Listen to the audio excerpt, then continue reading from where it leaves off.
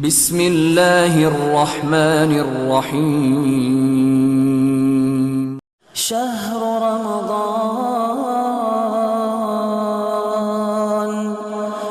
رمضان الذي أنزل فيه القرآن. السلام علیکم ورحمۃ اللہ وبرکاتہ. ان الحمد للہ والصلاة والسلام علی رسول اللہ، اما بعد. معزز حاضرین، آج آپ کے سامنے تیسرا پارہ مکمل طور پر پڑھا گیا ہے اور اس کے ساتھ ساتھ چوتھے پارے کا پورکو بھی آپ نے سماعت فرمایا ہے. تیسرے پارے کا آغاز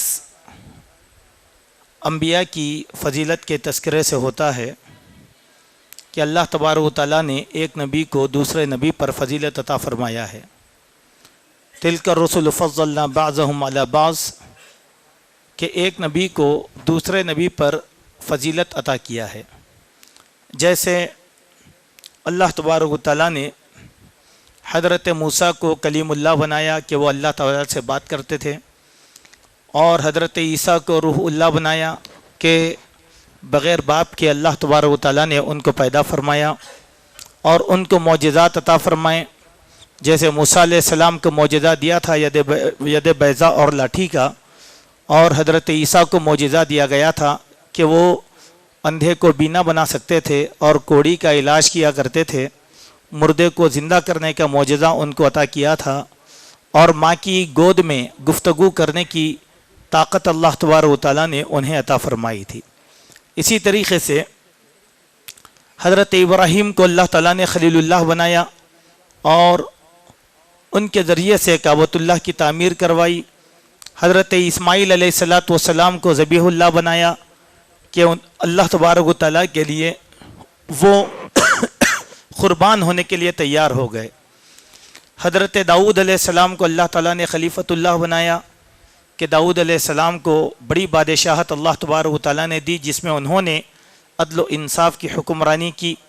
اور ایسے ہی جناب محمد رسول اللہ صلی اللہ علیہ وسلم کو دونوں جہانوں کے لیے رحمت بنایا، رحمت للعالمین بنایا. یہ جو فضیلت ہے انبیاء کی، اس کے معنی یہ نہیں ہوتے کہ اس فضیلت کی بنیاد پر کوئی نبی چھوٹا ہو جاتا ہے اور کوئی نبی بڑا ہو جاتا ہے. انبیاء آپس میں بھائی بھائی ہوتے ہیں. اللہ کے پیارے نبی صلی اللہ علیہ وسلم نے کہا کہ ایک نبی دوسرے نبی کا بھائی ہوتا ہے. اس دن میں ایک طویل حدیث بھی ہے جس میں اللہ کے پیارے نبی صلی اللہ علیہ وسلم نے جب طائف کے میدان میں آپ صلی اللہ علیہ وسلم نے دعوت کا کام کیا اور طائف والوں نے آپ کو مار مار کر زخمی کر دیا، آپ عتبہ کے باغ میں آ کر پناہ لیے، تو وہاں عتبہ کا ایک قادم آپ کو انگور لا کر دیا کھانے کے لیے. تو آپ صلی اللہ علیہ وسلم نے انگور نوش فرمایا بسم اللہ کہتے ہوئے. تو اس خادم نے کہا کہ ابھی تم نے کیا کہا کہ بسم اللہ. یہ پہلا کلمہ ہے جس کو میں نے اب تمہاری زبان سے سنا ہے، اس سے پہلے کسی سے یہ کلمہ میں نے نہیں سنا. پوچھا کہ تم کون ہو؟ تو اللہ کے نبی نے فرمایا کہ میں محمد ہوں، مکے سے آیا ہوں. تو آپ نے پوچھا کہ تم کون ہو؟ تو اس نے کہا کہ میرا نام عداس ہے اور میں نصرانی ہوں اور یہاں کا خادم ہوں. تو اللہ کے نبی نے کہا کہ ہاں تو تم عیسیٰ کے ماننے والے ہو. تم کو معلوم ہے عیسیٰ میرے بھائی ہیں، عیسیٰ میرے بھائی ہیں. اور اسی حالت میں عداس اسلام لے کر آئے اور مسلمان ہوئے. تو نبی آپس میں بھائی بھائی ہوتے ہیں. اسی لیے امت محمدیہ کی ایک خصوصیت یہ ہے کہ ہم سارے نبیوں پر ایمان رکھتے ہیں، اور دوسری امتوں کی ایک برائی یہ ہے کہ وہ اپنے اپنے نبیوں پر یقین رکھتے ہیں، دوسرے نبیوں کو نہیں مانتے. اب عیسائی ہیں، وہ صرف حضرت عیسیٰ کو تسلیم کرتے ہیں، اور بنی اسرائیل وہ اپنے نبیوں کو مانتے ہیں. لیکن یہ دونوں مل کر جناب محمد رسول اللہ صلی اللہ علیہ وسلم کو تسلیم نہیں کرتے، اللہ کے نبی کو نہیں مانتے۔ آج جو دشمنی یہود نصارہ اور مسلمانوں میں چلے آ رہی ہے وہ بڑی دشمنی نہیں ہے، چھوٹی سی بات ہے۔ وہ کیا ہے کہ حضرت ابراہیم کی دو اولاد تھے، ایک اسحاق اور ایک اسماعیل۔ اللہ تعالیٰ نے تاج نبوت کو اسحاق سے بنو اسحاق سے کھینچ کر بنو اسماعیل میں محمد صلی اللہ علیہ وسلم کو دے دیا۔ یہ ان کا حسد ہے کہ اب وہ قیامت تک اسی حسد کی آگ میں مسلمانوں کو ستاتے رہیں گے، کیونکہ نبوت کا سلسلہ ان لوگوں سے ختم کر دیا گیا تھا۔ یہی ایک جلے سے، دوسری کوئی بات نہیں ہے۔ لیکن اللہ تعالیٰ نے ہم کو کیا حکم دیا؟ تمام نبیوں پر ہمارا ایمان ہے۔ کل آمن باللہ وملائکتہ وکتبہ ورسلہ، ہم تمام نبیوں کو مانتے ہیں، نبیوں کی کتابوں کو مانتے ہیں۔ موسیٰ بھی ہمارے نبی، عیسیٰ بھی ہمارے نبی، ابراہیم بھی ہمارے نبی۔ ہم کسی نبی میں فرق نہیں کریں گے۔ یہودیوں کو ہم یہ نہیں کہیں گے کہ تمہارے نبی کی فضیلت ہمارے نبی سے کم ہے، نہیں۔ کیوں؟ اللہ کے نبی کی ایک حدیث جس میں آپ نے فرمایا لا تفضلونی علی الانبیاء، مجھ کو دوسرے نبیوں پر فوقیت مت دو۔ سبحان اللہ۔ حالانکہ اللہ کے نبی کی رسالت بڑی وسیع ہے کہ جتنے بھی انبیاء آئے ان کی رسالت محدود تھی، لیکن اللہ کے پیارے نبی صلی اللہ علیہ وسلم کی رسالت دونوں جہانوں کے لیے ہے، لامحدود ہے، لامحدود رسالت کے مالک ہیں۔ لیکن آپ نے ہم کو کیا کہا؟ دوسرے نبیوں کو کے مقابلے میں مجھے فضیلت مت دو، یعنی وہ نبی چھوٹے ہیں، وہ نبی وہ ہیں، وہ نبی، ایسا مت کہو، کیونکہ نبی آپس میں بھائی ہوتے ہیں اور اللہ تعالیٰ کے پیغمبر ہوتے ہیں، اس میں تفریق نہیں کرنا چاہیے۔ اس کے بعد ایک آیت سے ہمارا گزر ہوا جس کو ہم کہتے ہیں آیت الکرسی۔ آیت الکرسی ہم میں کا ہر مسلمان پڑھتا ہے اور تقریباً مسلمانوں کو یہ یاد ہے، اور آیت الکرسی ہر نمازی 5 وقتہ نمازوں میں پڑھتا ہے، اور ہر مومن رات کو سوتے وقت آیت الکرسی کی تلاوت کر کے سو جاتا ہے۔ یہ ہم کو حکم دیا گیا۔ ہماری تسبیحات آیت الکرسی کی تلاوت کے بغیر مکمل نہیں ہوتی۔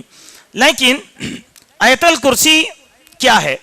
اس چیز کو ہم پہچاننے کی کوشش کریں کہ اللہ کے پیارے نبی صلی اللہ علیہ وسلم نے ارشاد فرمایا آیت الکرسی 1/4 قرآن ہے، یعنی 30 پاروں کا جو قرآن ہے وہ پورے پاروں کا ویلیویشن اگر نکالا جائے تو 1/4 حصہ آیت الکرسی کا وزن ہے، اس کی اتنی فضیلت ہے۔ یعنی پو قرآن کی جتنی فضیلت ہے اتنی فضیلت آیت الکرسی کی ہے۔ اور اللہ تعالیٰ، کیونکہ آیت الکرسی میں اللہ سبحانہ و تعالیٰ کے 5 ناموں کا تذکرہ کیا گیا ہے، اسم اعظم 5، اور اس کے علاوہ اللہ کے پیارے نبی صلی اللہ علیہ وسلم کی اللہ تبارک و تعالیٰ کی 26 صفات اس ایک آیت میں بیان کی گئی ہیں۔ آپ غور کیجئے، 5 اللہ تبارک و تعالیٰ کے نام اور 26 صفات الگ، تو اس حیثیت سے آیت الکرسی کتنی جامع ترین جو ہے صورت ہوگی، ہم اس کا اندازہ کرنے کی کوشش کریں۔ حضرت ابی بن کعب رضی اللہ عنہ سے نبی کریم صلی اللہ علیہ وسلم نے دریافت فرمایا کہ کتاب اللہ میں وہ کون سی عظمت والی آیت ہے؟ انہوں نے جواب دیا اللہ لا الہ الا هو الحی القیوم۔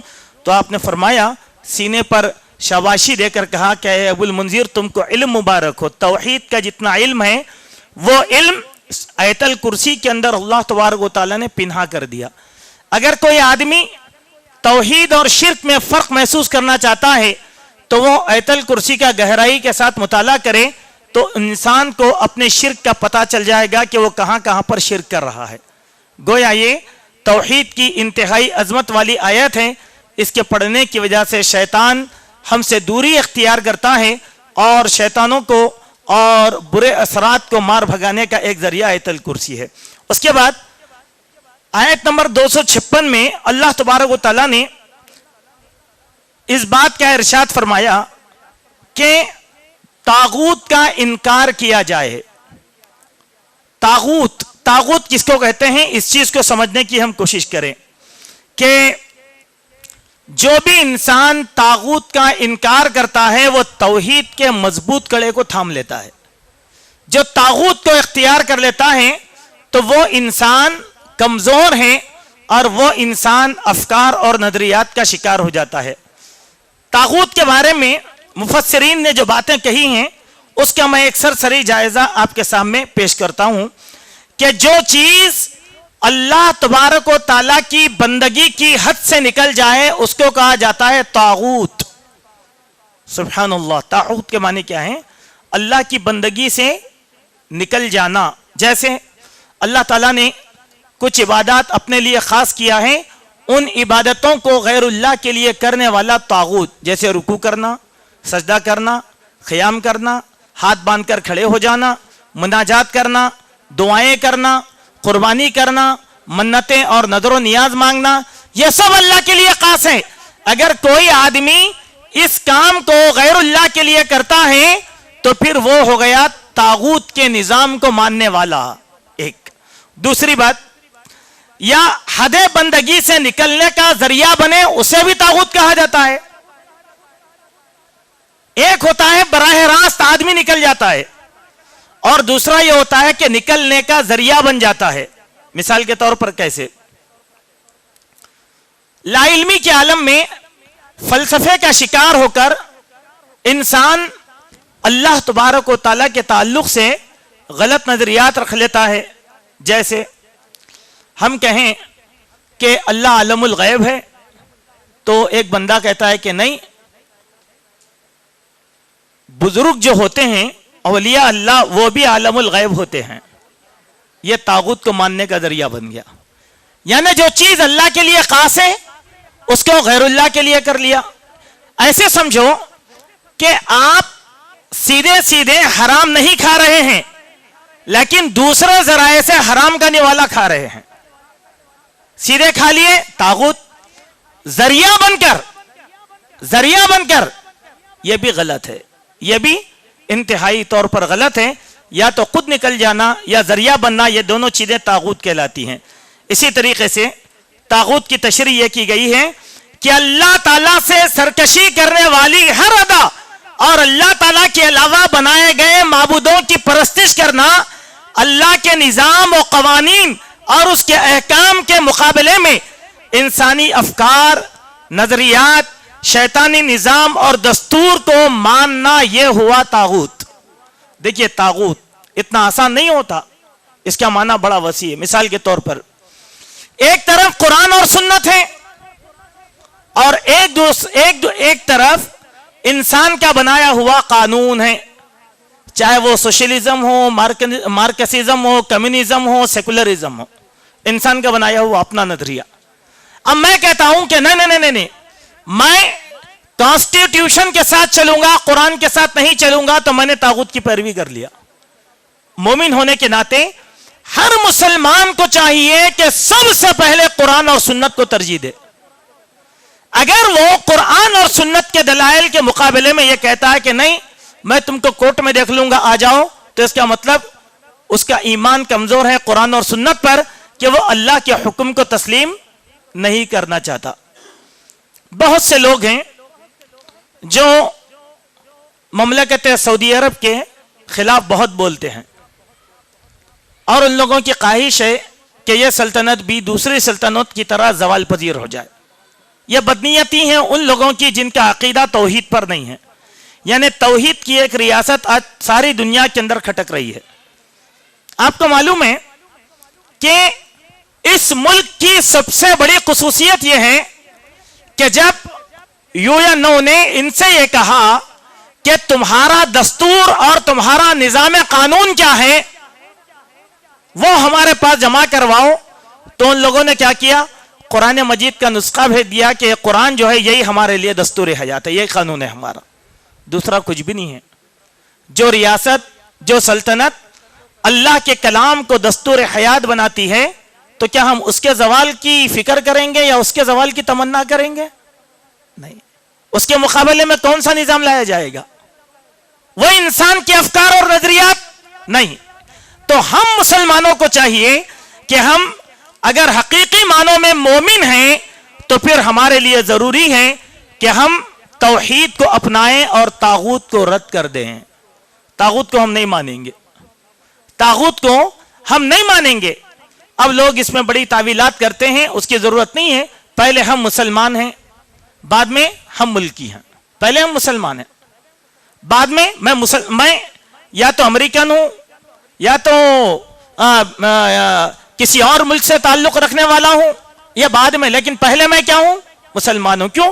میرا دستور قرآن ہے، میرا دستور سنت ہے، یہی توحید۔ اللہ تعالیٰ نے کہا اسی کو تھامو، جس نے اس کو تھام لیا فقد استمسک بالعروۃ الوثقی، تو اس نے مضبوط کڑے کو تھام لیا۔ سبحان اللہ۔ پھر اللہ تعالیٰ فرماتے ہیں اللہ ولی الذین آمنوا، یقیناً اللہ تعالیٰ ان لوگوں کا ذمہ دار ہے، ولی ہے، کارساز ہے، یخرجہم من الظلمات الی النور، کہ وہ لوگوں کو اندھیروں سے اجالوں کی طرف لاتا ہے، والذین کفروا اولیاؤہم الطاغوت، اور جن لوگوں نے کفر کیا ان کے سرپرست و طاغوت والے ہیں، یخرجونہم من النور الی الظلمات، جو ان لوگوں کو نور سے تاریکی کی طرف لے جاتے ہیں۔ دیکھیے دو میں فرق، توحید اندھیروں سے اجالے میں لاتی ہے اور طاغوت اجالوں سے اندھیرے میں لے کر آتا ہے۔ اس کے معنی کیا ہے؟ میں اگر یہ کہوں کہ میں یہ نہیں مانتا بلکہ میں اس نظام کو مانتا ہوں، تو اس کے معنی یہ نظام میرے عقیدے اور ایمان کو اندھیرے میں لے کر چلا جائے گا۔ اللہ اکبر۔ اسی لیے میرے بھائیوں، ہمارا ملک ہندوستان ہے، ہم یہاں کے کانسٹیٹیوشن کا احترام کرتے ہیں، لیکن مسلمان ہونے کے ناطے سب سے پہلے ہر مسلمان پر فرض ہے کہ وہ قرآن اور سنت کو اپنی زندگی کا طریقہ بنائے اور اپنے مسائل میں اسی سے فائدہ اٹھائے اور اپنے مسائل کا حل قرآن اور سنت سے تلاش کرے۔ قرآن اور سنت ناقص نہیں ہے، یہ مکمل ہے۔ اگر کوئی قرآن اور سنت کو چھوڑ کر عدالتوں کی چکر کاٹتا ہے تو پھر وہ طاغوت کے نظام کو مان لیا، جیسے آج مسلمانوں کا رجحان بڑھ گیا خلا طلاق طاغوت کے طریقے سے۔ ایک کمال کی بات کہ ہم لوگ اتنے کمزور ہو گئے ہیں کہ ہمارے علماء بھی نکاح کو فسخ نہیں کرواتے، معلوم ہے آپ کو، خلا کرواتے، طلاق کرواتے، لیکن ایک آدمی کا شوہر بھاگ گیا، گم گیا، اور عورت نکاح توڑ لینا چاہتی ہے تو کہتے ہیں نہیں ہم نہیں توڑاتے، حالانکہ شریعت میں ہیں، نہیں ہم نہیں کرتے۔ آپ عدالت کو جاؤ، عدالت میں نکاح فسخ کرواؤ، اس کے بعد ہم فسخ نکاح کا سرٹیفکیٹ دیں گے۔ اب عدالت اگر حکم دے دی تو آپ کے سرٹیفکیٹ کی کیا ضرورت ہے؟ آپ تو شریعت کا اتنا مذاق ہمارے پاس اڑایا جاتا ہے، اسی لیے ہم طاغوت کے پیروکار ہیں۔ جب بندہ طاغوت کی پیروی کرتا ہے تو اللہ سبحانہ و تعالیٰ اس سے اپنی برکتوں کے ہاتھ کو اٹھا لیتا ہے۔ اس کے بعد ہمارا گزر ہوا آیت نمبر 262 سے لے کر 274 تک، جس میں اللہ سبحانہ و تعالیٰ نے انفاق کے بہت سے مسائل بیان فرمائے ہیں۔ انفاق یعنی اللہ تبارک و تعالیٰ کی راہ میں خرچ کرنا۔ تو خرچ کرنے کا کیا اصول ہونا چاہیے، کیا ضابطہ ہونا چاہیے، اس چیز کو اللہ نے بیان کیا کہ اللہ کی راہ میں خرچ کر کے کسی پر احسان مت جتاؤ، خرچ کرتے وقت نیکی اور خیر کی زبان استعمال کرو۔ اگر کوئی احسان جتا کر تکلیف دے گا تو اس کا صدقہ اور خیرات باطل کر دیا جائے گا۔ اسی طرح دکھاوے اور ظاہر چیز کے لیے قرض سے بچنا چاہیے جس کا کوئی فائدہ نہیں۔ اسی طرح انفاق کا مطلب صرف اللہ تبارک و تعالیٰ کی رضا ہے جس سے خیر و برکت حاصل ہوتی ہے۔ اسی طرح حلال اور پاک خود کمائی سے انفاق کرنا ہے، حرام، خبیث، غصب اور خیانت کے مال سے بچنا ہے۔ انفاق کی راہ سے شیطان ڈراتا ہے اور وہ دلوں میں فقر و فاقہ کشی کا خوف دلاتا ہے کہ تم اللہ کی راہ میں خرچ کرو گے تو تمہاری آل اولاد ہے، فقر و فاقہ کشی لاحق ہو جائے گی، لہذا تم یہ کام مت کرو۔ پھر اس کے بعد اللہ تبارک و تعالیٰ آگے ارشاد فرماتا ہے کہ یہی حکمت و دانائی ہے، جس کو حکمت مل گئی وہ خیر کثیر کو پا لیا۔ صدقہ و خیرات ظاہری طور پر بھی دیا جا سکتا ہے لیکن خاموشی سے چھپا کر دینا بہتر ہے۔ دونوں حالتوں کو اللہ تبارک و تعالیٰ خوب جانتا ہے۔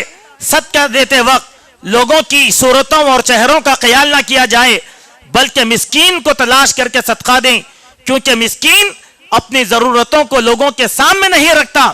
رات اور دن انفاق کرنے والوں کے لیے اللہ تبارک و تعالیٰ کے پاس بہت بڑا اجر ہے۔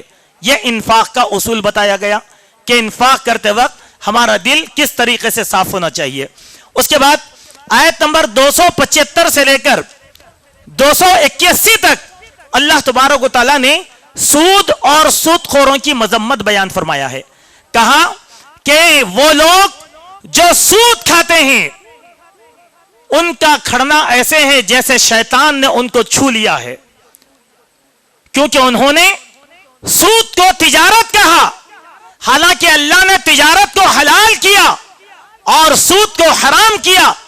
اور اگر کوئی اس سود کو اختیار کر لیتا ہے تو اس کا ٹھکانہ جہنم ہوگا. اور یاد رکھو, یمحق اللہ الربا, اللہ تبارک و تعالیٰ سود کو میر دیتا ہے, سود میں گھاٹا کر دیتا ہے اور صدقات کے درجات کو بڑھا دیتا ہے. اللہ گنہگاروں کو پسند نہیں فرماتا. اے ایمان والو, تم نے اب تک اگر سود کا کام کر لیا ہے تو اب چھوڑ دو اور توبہ کر لو اور ہر انسان کو آزاد کر دو. اور یاد رکھو کہ اگر کوئی سودی معاملات کرتا ہے فَأَذَنُوا بِحَرْبٍ مِّنَ اللَّهِ وَرَسُولِهِ, تو وہ اللہ اور اس کے رسول کے خلاف علانیہ اعلان جنگ کر رہا ہے. اور کیا تم اللہ سے جنگ کر کے کامیاب ہو سکتے ہو؟ نہیں. یہ ہے سود کی مذمت کی آیتیں. سوال یہ ہے میرے بھائیوں کہ سود کے بارے میں ہم لوگوں کو جاننا اور پہچاننا بہت ضروری ہے کہ شراب کے بارے میں جس طریقے سے ہمیں جاننا ضروری ہے, سود کے بارے میں بھی ہمیں جاننا ضروری ہے کہ کیوں سود نام بدل بدل کر کئی طریقے سے ہمارے سامنے داخل ہو جاتا ہے. آج دیکھیے آپ, خالی پیسوں کا لینا پیسوں کا دینا یہ سود نہیں ہے, بلکہ ہماری زندگی میں کتنے سود کے معاملات آ گئے. فائنانس کا کاروبار ہے, حراج کی چٹیوں کا کاروبار ہے, اقساط پر گاڑی لینا ہے, مکانوں کا لون لینا ہے, اسی طریقے سے باہر جا کر پڑھنے کے لیے بینک لون حاصل کرنا ہے. یہ سب کیا ہے؟ سودی نظام. یہ سب سودی نظام. اب لوگ کہیں گے کہ ارے بھائی ایسا کیسا؟ آپ کو تعجب ہوگا, آج کل بعض علماء کرام نے تعویلات کر کے اس کو حلال کر لیا. کئی لوگ ہیں ایسے اس قسم کے کام کرتے ہیں. لیکن یاد رکھو کہ سود ایک ایسا کھڈا ہے جس سے پڑھنے والا کبھی بھی اس سے باہر نہیں نکل سکتا. اسی لیے شریعت کا اصول ہماری نظر میں رہے. شریعت نے جو اصول بتایا وہ اصول یہ ہے, لا یکلف اللہ نفسا الا وسعها. میرے پاس گاڑی خریدنے کی طاقت ہے تو میں گاڑی خریدوں, مکان بنانے کی طاقت ہے تو مکان بنا لوں, اگر خوشحالی حاصل کرنے کی طاقت ہے تو خوشحالی حاصل کروں, لیکن میری استطاعت نہیں ہے تو میں سود کے قریب نہ جاؤں. کیونکہ اللہ کے پیارے نبی صلی اللہ علیہ وسلم نے سود کے لینے والے, سود کے دینے والے, سود کی رہنمائی کرنے والے, سود کا اکاؤنٹ لکھنے والے سارے لوگوں کا گناہ مساوی قرار دیا. اور اس کا گناہ کی بدترین کیفیت کیا کہا؟ اپنی سگی ماں سے زنا کرنے کے برابر ہے. اللہ اکبر. یہ اتنی قباحت دلانے کے بعد ایک مسلمان کی مجال کیسے ہو سکتی ہے کہ وہ سود کے قریب جائے؟ لیکن اکثر مسلمان ہیں جو اللہ تعالیٰ سے جنگ کر رہے ہیں. اسی لیے اللہ تعالیٰ دلوں میں غیر مسلموں کا دبدبا ڈال دیا, روب ڈال دیا, اور ان کے دلوں میں غیروں کا خوف ہے, اللہ تبارک و تعالیٰ کا خوف نہیں. یہ گناہوں کے کام کو جب تک بندہ نہیں چھوڑے گا وہ کامیاب نہیں ہوگا. اس کے بعد آیت نمبر 282 سے لے کر 283 میں اللہ تبارک و تعالیٰ نے معاملات, قرضی معاملات کے طریقے بتائے ہیں. عمومی طور پر قرض کا لینا قرض کا دینا دونوں جائز ہے, لیکن اس میں اصول ہے. وہ اصول کیا ہے؟ اللہ تبارک و تعالیٰ نے بتلایا کہ دیکھو, جب تم ایک دوسرے کو قرض دیتے ہو تو قرض کے معاملے کو لکھ لیا کرو, اور لکھنے کے لیے ایک تیسرے آدمی کو کاتب مقرر کر لو, اور وہ کاتب گواہ رہے گا, اور جب گواہی کے لیے بلائے جائے تو پھر اس کو چاہیے کہ وہ گواہی دینے کے لیے آ جائے. اگر لکھنے والے کے ساتھ 2 مردوں کو گواہ بھی رکھ لو, اگر 2 مرد نہیں ہیں تو 1 مرد اور 2 عورتوں کو گواہ رکھ لو, اور اگر معاملہ کرتے وقت سفر کی حالت میں ہو تو پھر جس کو قرض دے رہے ہیں اس سے کوئی چیز مقبوضہ, رہن مقبوضہ کے طور پر رکھ لو کہ بھئی تم جا کر میرے پیسے واپس کر دو گے تو میں یہ چیز تم کو واپس کر دوں گا, اس سے کوئی چیز لے لو. لیکن اگر لکھو گے نہیں اور کسی کو گواہ نہیں مقرر کرو گے تو پھر اختلاف, لڑائی جھگڑا اور یہ سب چیزیں انسان کے اندر آ جاتی ہیں جو قتل و غارت گری تک پہنچ جاتی ہیں. اس کے بعد آیت نمبر 285 اور 286 سے ہمارا گزر ہوا، اور یہ مشہور آیتیں ہیں سورہ بقرہ کی آخری 2 آیتیں جو اللہ تبارک و تعالیٰ نے عرش کے خزانوں میں سے ہم کو دیا ہے، اور یہ وہ 2 آیتیں ہیں جو آیتوں کو سوتے وقت پڑھ کر ہمیں سونا چاہیے۔ سورہ بقرہ کے 3 حصے ہم لوگوں کو پڑھ کے سونا چاہیے۔ الف لام میم شروع کی 4 آیتیں، اور آیت الکرسی 3 آیتیں، اور آخری 2 آیتیں ہر روز ہر مومن کو، کیوں؟ یہ عرش کے خزانوں میں سے اللہ تبارک و تعالیٰ نے دیا، اور جب بندوں نے یہ دعا کی تو فرمایا کہ آمین، کہ میں نے اس دعا کو قبول کر لیا۔ اس میں ایک دعا بتائی گئی ہے جو مسلم شریف میں نقل کی گئی۔ اس کے بعد سورہ آل عمران کا آغاز ہوا۔ سورہ آل عمران دراصل یہ برگزیدہ انبیاء کے خاندان کا تذکرہ ہے، جس میں حضرت زکریا، یحییٰ، مریم اور عیسیٰ علیہ السلام ان کے خاندان کا ذکر اللہ تبارک و تعالیٰ نے کیا۔ اس سورت کے بہت سے نام ہیں، جیسے اس سورت کو زہرا بھی کہا گیا، امان بھی کہا گیا، مجادلہ بھی کہا گیا، کنز بھی کہا گیا، استغفار بھی کہا گیا، اور طیبہ بھی کہا گیا۔ اتنے نام سورہ آل عمران کے اللہ تبارک و تعالیٰ نے ذکر کیا۔ اس سورت کی فضیلت میں بخاری شریف کی ایک حدیث ہے کہ اللہ کے نبی نے فرمایا، سورہ بقرہ اور سورہ آل عمران سیکھو، یہ خوشنما پودے ہیں جو قیامت کے دن اپنے پڑھنے والوں پر بادل کی طرح سایہ فگن رہیں گے۔ جیسے سورہ بقرہ کی فضیلت ہے، اسی طریقے سے سورہ آل عمران کی بھی فضیلت ہے۔ اس کے بعد اس سورت کی آیت نمبر 2 اور 3 میں اللہ تبارک و تعالیٰ نے قرآن کی عظمت بیان فرمایا کہ یہ سابقہ کتابوں کی تصدیق کرنے والی ہے، اور یہ فرقان ہے۔ فرقان کے معنی کیا ہیں؟ قرآن کا ایک نام ہے فرقان۔ فرقان کے معنی ہیں کہ الفارق بین الحق والباطل، حق اور باطل میں تمیز کرنے والی کتاب، یہ قرآن مجید ہے۔ اس کے بعد اللہ تعالیٰ نے آیت نمبر 5 سے لے کر 9 تک پختہ علم والوں کا تذکرہ کیا کہ قرآن مجید کی محکمات اور متشابہات دونوں آیتوں پر ان لوگوں کا ایمان ہے، اور یہ کسی قسم کی کوئی تعویل اللہ تعالیٰ کے معاملے میں نہیں کرتے، اور کہتے ہیں کہ جو کچھ بھی عطا کیا گیا وہ اللہ تعالیٰ کی طرف سے ہیں، اور وہ اللہ تعالیٰ سے دعائیں کرتے ہیں کہ ربنا لا تزغ قلوبنا بعد اذ ہدیتنا، اے اللہ ہدایت دینے کے بعد ہمارے دلوں کو گمراہ نہ کر دے، وہب لنا من لدنک رحمہ، اپنے رحمت کی آغوش میں ہم لوگوں کو لے لے، چونکہ تو ہی وہاب ہے۔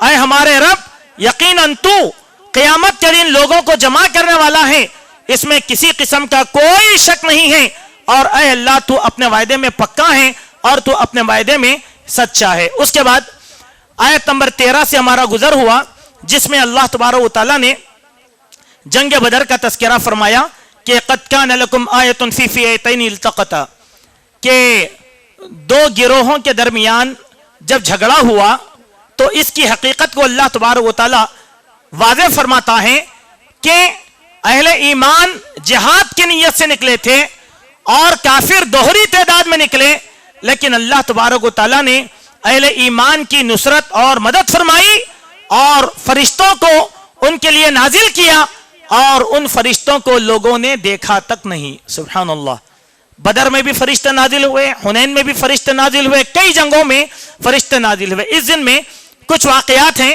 لیکن وقت نہیں ہے کہ ہم ان واقعات کو آپ کے سامنے رکھ سکیں کہ فرشتوں کا نازل ہونا صرف اللہ کے نبی کے زمانے تک خاص نہیں تھا، بلکہ آج بھی اگر ہمارے اندر ایمان کی کیفیت پیدا ہوگی تو اللہ تعالیٰ ہماری نصرت اور مدد کے لیے ملائکہ کو نازل فرمائے گا۔ ایسا ہوا، اس دنیا میں بھی ہوا، رشیا کی جنگ میں بھی ایسا ہی ہوا، افغان کی جنگ میں بھی ایسا ہی ہوا، اور ہمارے پاس ہمارے ملک ہندوستان کے کئی علاقوں کے اندر کچھ بستیوں کے اندر ایسے حادثات پیش آئے، اللہ کی نصرت اور مدد ہوئی فرشتوں کے ذریعے سے۔ آپ کو تعجب ہوگا، لیکن شرط کیا ہے کہ اقبال نے کہا تھا، فضائے بدر پیدا کر فرشتے تیری نصرت کو اتر سکتے ہیں گردوں سے قطار اندر قطار اب بھی۔ ایمان کی کیفیت پیدا کرنا ہے۔ اب فرشتے ہمارے نگران رہیں گے اور فرشتے ہمارے نگہبان رہیں گے، یہ کیفیت اللہ تبارک و تعالیٰ نے بیان کیا۔ اس کے بعد ہمارا گزر ہوا آیت نمبر 28 میں سے، جس میں اللہ تبارک و تعالیٰ نے اہل ایمان کو اس بات کی سختی کے ساتھ تعلیم دی، لا يتخذ المؤمنون الکافرین اولیاء من دون المؤمنین، کہ کوئی بھی مومن کو چھوڑ کر غیر مومن یعنی کافر کو اپنا ہمراز اور دوست نہ بنائے۔ سبحان اللہ، کتنی بڑی بات ہے، دیکھیے، ان کو ہمراز اور اپنا دوست ہرگز نہ بنائے۔ وَمَن يَفْعَلْ ذَلِكَ فَلَيْسَ مِنَ اللَّهِ شَيْءٌ، کوئی اگر ایسا کرے گا تو اللہ تعالیٰ اس سے بے نیاز ہو جائے گا۔ اور اللہ تعالیٰ تم لوگوں کو اس چیز سے ڈراتا ہے، کیوں؟ کہ اگر مومن کی دوستی مومن سے رہے گی تو تقوی بھی رہے گا، پیمانہ بھی رہے گا، اللہ کا خوف بھی رہے گا۔ مومن کی دوستی اگر کافر سے ہو جائے گی تو پھر مسئلہ یہ ہوگا کہ کافروں کی عادتیں مومنوں کے اندر آ جائیں گی، ان کی عادات، ان کے اطوار اور ان کی عبادتوں کو ہم پسند کرنا شروع کر لیں گے۔ دیکھیں، اب ہماری دوستی غیر مسلموں کے ساتھ زیادہ ہو گئی، اسی لیے اب ان کی عیدوں میں شریک ہونے میں کسی قسم کا کوئی حرج ہم محسوس نہیں کرتے۔ کئی لوگ ہیں ہمارے پاس، وہ ان کی عبادت گاہوں میں بھی جاتے ہیں، پوجا پاٹ بھی کرتے ہیں، ان کے تہواروں کے اندر پٹاخے بھی پھوڑتے ہیں، رنگ ریلی بھی مناتے ہیں، سب بولتے کیا ہے؟ ارے نہیں بھئی، یہ کیا ہے؟ دوستانہ مراسم ہے۔ نہیں، اس کے ذریعے اس کا اثر ہمارے عقیدے اور ایمان پر براہ راست پڑ جاتا ہے۔ اب کہیں گے کہ نہیں، یہ کیا ہے؟ سملیرٹیز ہے، لہذا کوئی بات نہیں ہے۔ بھائی، ہم بھی بت کے آگے گول پھرتے، تم بھی کعبۃ اللہ کے آگے گول پھرتے، تم بھی کعبۃ اللہ میں قربانی دیتے اور ہم بھی یہاں پر قربانی، فرق کیا ہے؟ سملیرٹیز ہے یہ سب چیزیں؟ نہیں، اسی لیے کہا مومن کی دوستی مومن سے، ہمراز، مومن ہمراز بنے گا مومن کا، لیکن مومن کا ہمراز کافر نہیں بنے گا۔ اسی لیے حضرت عمر بن خطاب رضی اللہ عنہ اپنے ماتحت رہنے والے کاتبین کے بارے میں کہا کرتے تھے کہ دیکھو، یہاں پر مومن کو رکھو، مومن کے علاوہ کسی غیر مومن کو ہرگز مت رکھو۔ اس کے بعد ہمارا گزر ہوا آیت نمبر 31 اور 32 سے، جس میں اللہ تبارک و تعالیٰ نے اپنی محبت کی ایک کیفیت کو بیان فرمایا اور نبی کو حکم دیا کہ اے نبی، آپ کہہ دو کہ اگر تم اللہ کی نظر میں محبوب بننا چاہتے ہو تو میری پیروی کرو تو اللہ تم سے محبت کرے گا اور تمہارے گناہوں کو معاف فرمائے گا، اور اللہ اور اس کے رسول کی اطاعت اور فرما برداری کرو ورنہ کافر ہو جاؤ گے۔ یہ حکم دیا۔ محبت، اللہ کی محبت چاہنا ہے تو رسول اللہ کی پیروی کرنا۔ جو انسان بولے گا کہ نہیں میں اللہ کو مانوں گا لیکن رسول کے بارے میں ٹال مٹول کرے گا، ہم میں کافروں میں فرق کیا ہے؟ کوئی بھی کافر ایسا نہیں ہے جو اللہ کو نہیں مانتا ہوگا۔ آپ کسی سے بھی بات کرو گے، نہیں اوپر والا ہے، وہی جو بھی ہے، یعنی ایک ذات کو مانتے ہیں، پھر ان کے درمیان ہمارے درمیان تفریق کیا ہے؟ وہ رسول اللہ کو نہیں مانتے، رسول پر ایمان نہیں لے کر آتے۔ یہ فرق ہے ان لوگوں میں ہم میں۔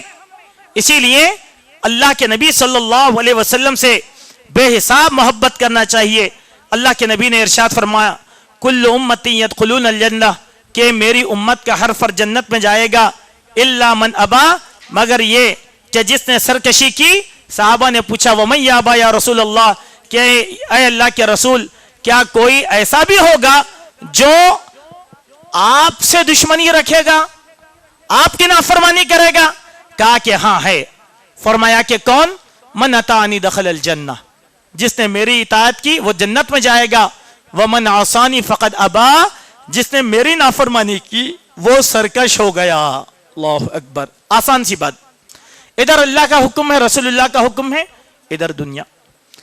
میں یہ کہتا ہوں کہ نہیں یہ حدیث میں ہے، میں مانتا ہوں، لیکن پھر اس کو، یہ جو لیکن ہے نا، نبی کی محبت سے ہم کو دور کر دیا، ہم نبی کے نافرمان ہو جائیں گے۔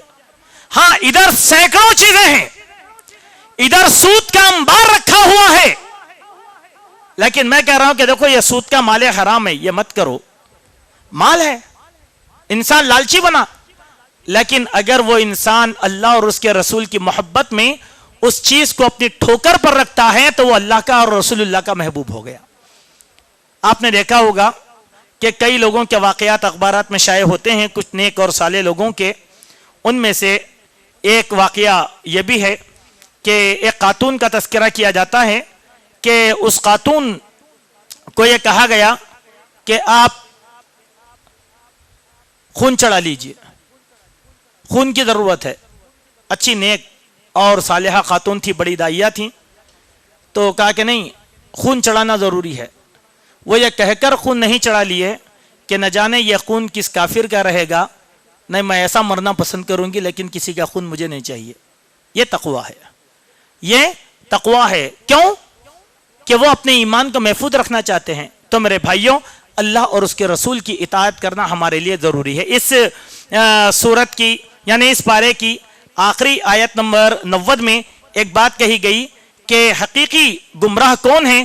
ان گمراہوں کی ایک مثال اللہ تبارک و تعالیٰ نے یہاں پر دیا ہے کہ ان الذین کفروا، یقیناً وہ لوگ جنہوں نے کفر کیا، بعد ایمانہم، ایمان لانے کے بعد، ثم ازدادوا کفرا، اور ان کے کفر میں پختگی آ گئی، لن تقبل توبتہم، تو اللہ تعالیٰ ان کی توبہ کو قبول نہیں فرماتا. وَأُولَئِكَ هُمُ الضَّالُّونَ، دراصل یہی لوگ سب سے بڑے گمراہ ہیں. کون؟ اسلام تو لائے لیکن پھر کفر کیا اور کفر میں پختگی اختیار کی، تو ایسے لوگوں کی توبہ کو اللہ تبارک و تعالیٰ قبول نہیں فرمائے گا. ان الذین کفروا، یقیناً وہ لوگ جنہوں نے اللہ کے ساتھ کفر کیا، وماتوا، اور وہ مر گئے، وہم کفار، حالت کفر میں مرے، فلن یقبل من احدہم، ان سے کوئی چیز اللہ قبول نہیں کرے گا. ملء الارض ذہبا، زمین بھر سونا بھی اگر دے دیں تو اللہ تعالیٰ قبول نہیں کرے گا. اولئک لہم عذاب علیم، ان کے لیے رسوا کن عذاب ہے. وما لہم من ناصرین، اور ان کا مددگار کوئی نہیں ہونے والا ہے.